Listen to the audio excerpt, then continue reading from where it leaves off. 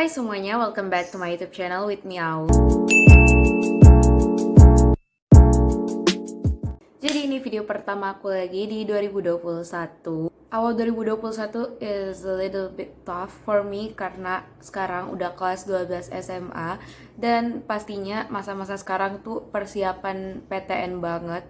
Jadi ya there's a little conflict. Jadi aku sering curhat ke sahabat aku dan cari solusi. I guess I get it right now. Aku dapat enlightenment dari deep talk aku sama teman aku, and I will share some of it in this video. Jadi akhir-akhir ini tuh aku udah belajar buat produktif. Mungkin udah sebulan aku berusaha adapt dengan cara baru aku.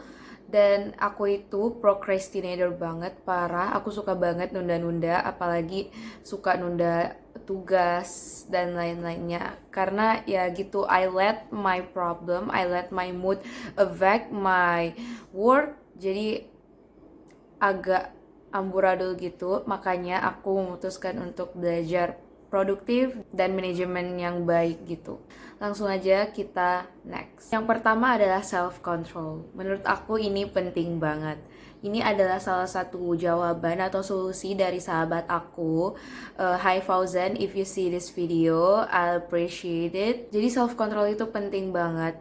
Setelah aku realize kayak, oh iya ya, self control ini tuh kayak membantu banget biar pikiran gitu and how we act jadi lebih mature, jadi lebih matang di setiap pertimbangan. Self control itu kayak gimana ya, kayak kemampuan kita, kayak how cara kita membawa diri kita tuh ke arah yang lebih positif, entah itu perilaku atau mental. Tujuan self control ini adalah to achieve what we want, untuk mendapatkan apa yang kita inginkan dan juga for better outcome in the future. Jadi kayak dari pengalaman teman-teman aku yang aku lihat, self controlnya itu kuat, lumayan kuat gitu. Aku ngerasa kayak meskipun ada masalah besar yang mempengaruhi mereka atau konflik, itu mereka most likely less affected karena mereka udah punya self control yang kuat. Mereka udah punya kontrol diri kuat di dalam mereka. Jadi ada masalah apapun, ada konflik apapun, itu mereka bisa minimalisir dampak buruknya. Yang aku dapat setelah aku research juga di Google, setelah teman aku ngasih tahu soal self control, aku nge-research, ternyata self control itu penting banget dan ada 3 aspek kalau nggak salah. Yang pertama perilaku, yang kedua pikiran, terus yang ketiga keputusan. Ini yang akan aku bahas 3 poin self control. Yang aku tangkap kalau kita self control di perilaku kita itu kayak how we act di certain condition. Kalau misalnya ada masalah, bagaimana kita bakal bereaksi atau membuat tindakan dalam kondisi tertentu ini. Kalau yang aku dapat juga sih, kalau dari perilaku ya, kayak how you express your anger, how you express your emotion. Nah, ini salah satu kontrol yang belum aku punya. Mungkin aku udah punya, tapi masih kurang banget buat dikontrol. Aku sensitif dan kadang itu kalau misalnya ada masalah, aku biasa jadi kayak gampang mood swing. Ketika aku anxious atau lagi marah, itu kelihatan. Sisi negatifnya adalah itu mempengaruhi teman-teman aku. Itu mempengaruhi orang-orang di sekitar aku ketika aku marah. And I don't want to hurt my friends. Itu yang susah banget aku kontrol dan saat ini aku sedang belajar buat kontrol itu. Setelah aku tahu tentang self control dan dengar cerita teman aku jadi sadar. Aku tuh karena aku merasa aku gampang mood swing, aku kalau marah itu ya begitulah, aku jadi nge-normalize, loh ini kan cara aku marah gitu, orang-orang udah tahu, jadi ya normalize aja gitu loh. sifat aku yang ini. It's a big mistake. Aku nggak boleh sembarangan melampiaskan emosi aku. Aku nggak boleh ngenormalize sifat aku yang menurut aku bisa ngerugiin orang lain dan ngerugiin diri aku sendiri. Menurut aku self control di perilaku juga penting banget. Yang kedua itu di pikiran. Aku sering anxious tentang certain condition atau hal-hal di masa depan yang mungkin belum terjadi tapi aku udah kayak predict gitu. Contohnya itu misalnya kalau aku lagi sedih atau lagi marah, ada masalah, itu biasa aku sampai overthinking dan nangis tengah malam gitu, dan akhirnya jadi lupa belajar gitu, gak mood buat ngelakuin apapun, dan akhirnya ya apa yang udah dijadwalin itu udah berantakan karena cuma emosi doang, karena cuma mood ini. Aku pernah anxious banget, overthinking, akhirnya plan buat belajar, plan buat persiapan UTBK itu gagal belajarnya. Jadi kayak ditunda-tunda terus karena kayak aku ini lagi gak mood gitu. Aku harus biarin mentalku, pikiranku istirahat. Padahal nggak seberapa parah loh kalau dipikir-pikir, kayak ini nggak parah banget.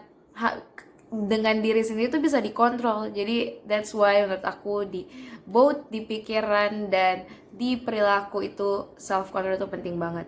Yang ketiga tuh di keputusan. Jadi kalau misalnya self control di perilaku dan juga di pikiran udah mulai bagus, udah mulai matang, nanti how we make decision, how cara kita membuat keputusan itu pastinya jadi lebih baik lagi karena kita udah bisa control pikiran kita, control perilaku kita, how we act, how we respond to certain condition and certain problems. Jadinya kita bisa membuat keputusan yang baik, dan akhirnya karena keputusan ini kita bisa achieve what we want and leads to better outcome. Jadi kembali lagi, self control itu penting banget. Aku dia self control itu bagus banget sampai kayak orang-orang tuh questioning. Aku juga questioning kayak kok bisa ya dia tuh di certain problems ini kayak dia nggak terlalu nunjukin emotionsnya, dia masih bisa berpikir dengan baik, dan dia diginiin sama orang lain tuh kayak dia nggak express langsung gitu loh angernya dia. Kayak sebagus itu loh self control orang. Makanya karena itu aku jadi belajar buat self control. Dan yang kedua yaitu buat planner. Ini yang biasa aku buat dulu tuh waktu SMP, semacam bullet journal. Atau kalian kalau misalnya zaman-zaman bullet journal nggak punya kayak notebook gitu, biasa orang-orang beli yang planner yang udah ada template-nya langsung di dalamnya. Planner penting banget menurut aku karena ini tuh bisa bantu buat nge-track kegiatan-kegiatan kita sehari-hari dan juga semacam reminder and future plan. Jadi lebih matang kalau misalnya kita mau eksekusi ide-ide tertentu dan melakuin kegiatan-kegiatan lainnya. Sekarang udah banyak banget sih bentuknya, bisa dalam bentuk manual, bullet journal, notebook biasa, planner, atau ya yang ada di digital misalnya yang kayak aplikasi-aplikasi gitu banyak banget di Play Store atau App Store, atau yang sekarang aku pakai itu Notion. Jadi planner ini works like an organizer. Jadi aku catat semua plan aku untuk besok dan seterusnya, plan aku untuk seminggu ke depannya, sebulan ke depannya, konten-konten yang akan aku buat semuanya di track di organizer aku ini atau di planner aku. Jadi setiap aku mau lakuin sesuatu, aku punya planner as a guide. Yang ketiga, organize everything. Jadi setelah punya planner atau notebook, kalian udah mulai merencanakan semuanya, termasuk kegiatan-kegiatan sehari-hari, future plan, project-project. Jadi kalian bisa start atau mulai organizingnya atau planningnya. Jadi yang pertama aku start by my goals, terus how I will achieve these goals. Aku catat di plannerku. Lalu aku juga catat kayak setiap akhir minggu itu aku buat catatan lagi kayak perencanaan kira-kira seminggu ke depannya apa aja yang bakal aku lakuin dan kegiatan apa saja yang mungkin penting. Nah, aku terinspirasi buat organize everything, start to be productive, karena aku sempat lihat di timeline aku ada yang namanya time blocking management, kalau nggak salah, correct me if I'm wrong. Ini tuh metode yang dipakai sama mostly CEO perusahaan atau startup, dan ini contohnya tuh dipakai sama Elon Musk. Misalnya dalam satu hari tuh ada 5 kegiatan atau 7 kegiatan penting, itu dicatat dulu. Yang pertama itu dicatat dulu apa aja kegiatan yang bakal dilakuin pada hari itu. Terus yang kedua itu start buat prioritize kegiatan-kegiatan itu. Bisa dibagi task yang penting banget dan mendesak, atau task yang penting tapi belum mendesak, atau task yang gak penting. Selanjutnya ya di define time blocks-nya gitu.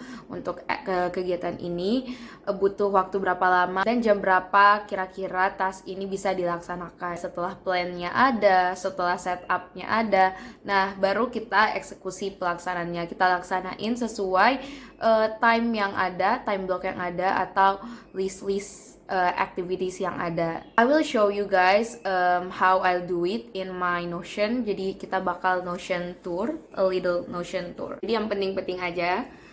Jadi yang pertama di front page Notion aku ada my photo, temanya Ghibli Notion aku. Ada 6 main section di Notion aku. Yang pertama home, yang kedua index, yang ketiga academia, yang keempat dream life, yang kelima creative content, and yang keenam workspace. Jadi di home itu kayak apa ya, plan gitu, semuanya ada di home.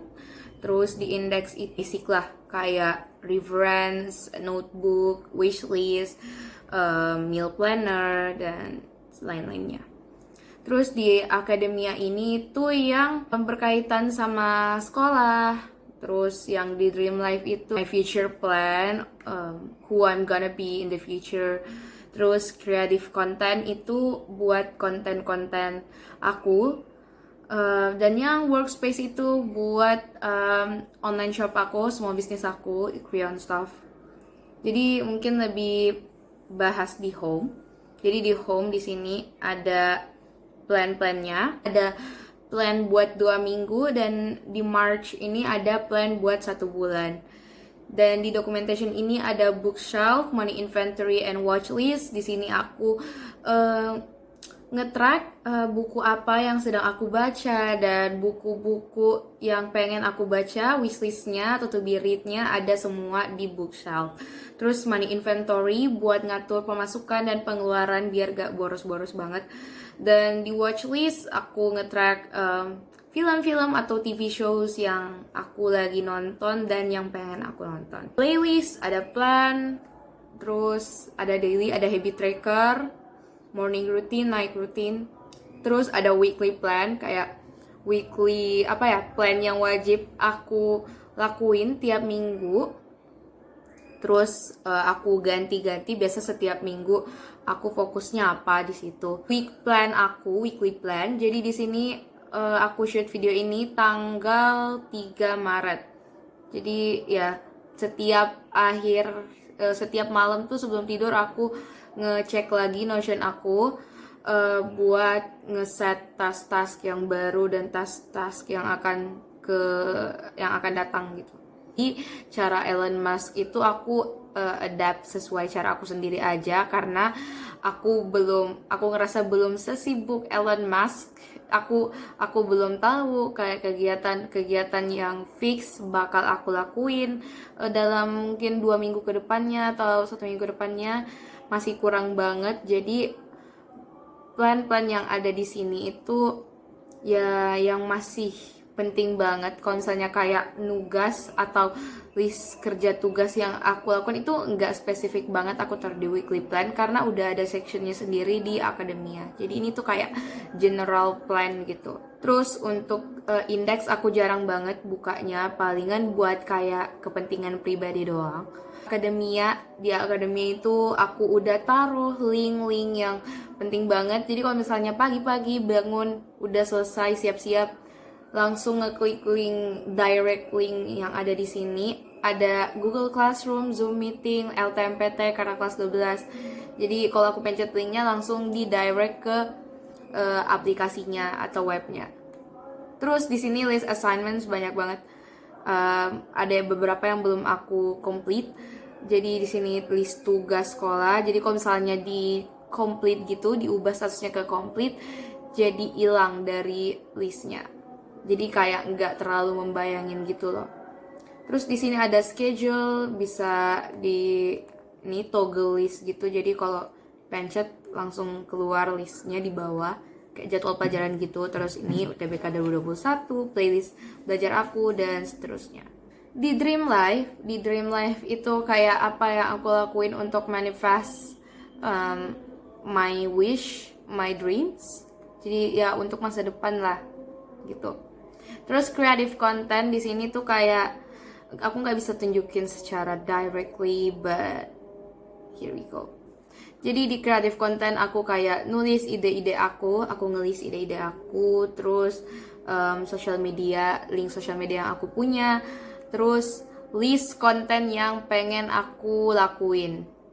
Nah, dan di workspace itu yang berkaitan sama small business aku. Jadi itu dia dari poin-poin yang aku bawa, mulai dari self-control sampai organizer atau planner. Ya setelah aku ngelakuin itu, setelah aku ngelakuin cara-cara tadi, aku ngerasa aku udah berusaha banget buat minimalisir procrastinating. Dan ya aku jadi lebih semangat buat ngelakuin semuanya sesuai dengan waktu yang udah aku tentukan. Jadi aku ngerasa ini affect me positively, dan I think you guys should give it a try. Semoga cara aku bisa bermanfaat buat kalian yang lagi nonton. Nanti next video aku buat Notion tour aku setelah aku selesai dengan semua setupnya, karena menurut aku Notion itself takes time for me, karena aku suka nge-ubah-ubah dan nge-organize-nya. Jadi template Notion-nya tuh kalian bisa cek di YouTube-nya Twirling Pages, karena aku sendiri template-nya pakai yang template-nya Twirling Page, dan aku modif sesuai kebutuhan aku sendiri. So thank you for watching guys. I'll see you in my next video. Don't forget to like, comment, and share this video, and subscribe. Thank you.